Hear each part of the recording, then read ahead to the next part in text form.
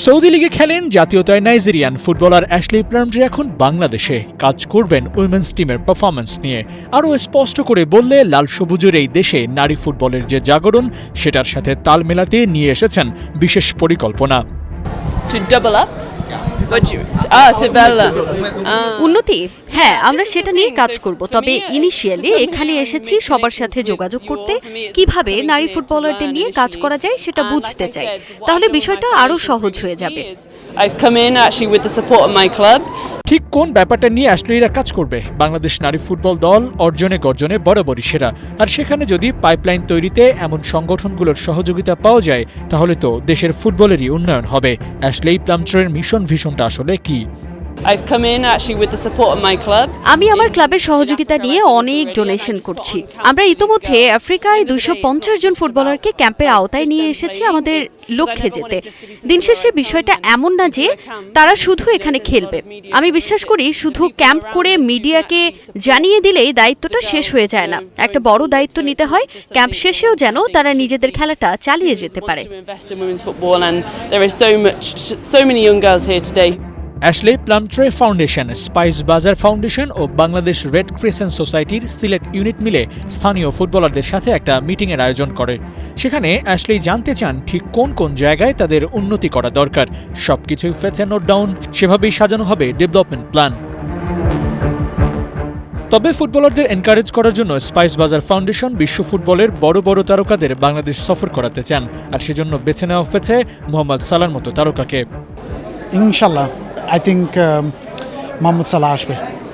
সালাহ সামনের বছর আসবে। অনেক আপনারা সহযোগিতায় এটা করতে পারবো।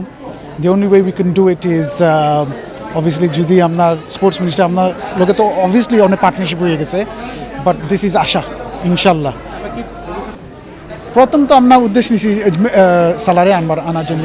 ইনশাল্লাহ তার টিমের সাথে আলাপ হয়েছে, ইটস এ পজিটিভ। বাট এই যে আসলে আইসে এইটার অবভিয়াসলি রিপোর্ট যাবে সৌদি আফ্রিকাতে, আমাদের যাইবে ইংলিশ আফ্রিকাতে। এরপরে একটা তো এটা যে সময় ব্রডকাস্ট হবে, পাবলিসিটি হবে, এরপরে এইটার আইডিয়া ইনশাল্লাহ it should be. And Cristiano Ronaldo who knows, হতে পারে স্কাই ইজ দ্য লিমিট আমাদের সাথে, because I've got the access to any footballers, football না, I've got access to cricket, basketball, tennis, anything. এইটা কোনো সমস্যা হবে না, but we need the support of the government and the media. মানে সরকারের সহযোগিতা পেলে সবই সম্ভব। Anything is possible. The sky is the limit.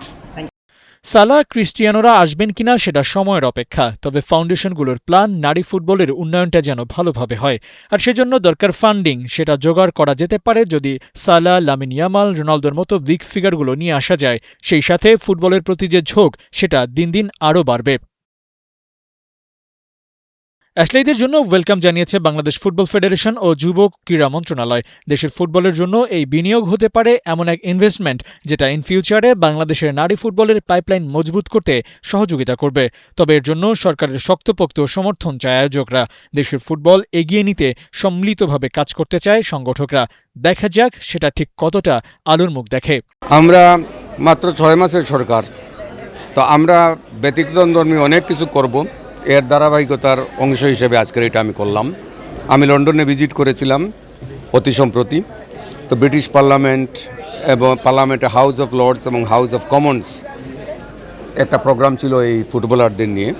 তাদেরকে নিয়েই আমি হাউস অফ লর্ড এবং হাউস অফ কমন্স ভিজিট করি, এবং সেই মিটিংয়ে আমি ওই যে মিস্টার গিয়াস আমার দৃষ্টি আকর্ষণ করেছিল যে এই footballer Ashley Plumtree whole of the world তারা মানে মহিলা ফুটবলারদেরকে সামগ্রিকভাবে সহযোগিতা করে। তো আমি সাথে সাথেই আমার বক্তব্যে আমি তাকে আমন্ত্রণ জানাই বাংলাদেশে আসার জন্য। আবু নাইম, ৭১। এবং আমার হোয়াটসঅ্যাপে সে প্রপোজাল পাঠায় যে ইয়েস আমি যেতে চাই, যদি তোমরা অ্যারেঞ্জ করতে পারো।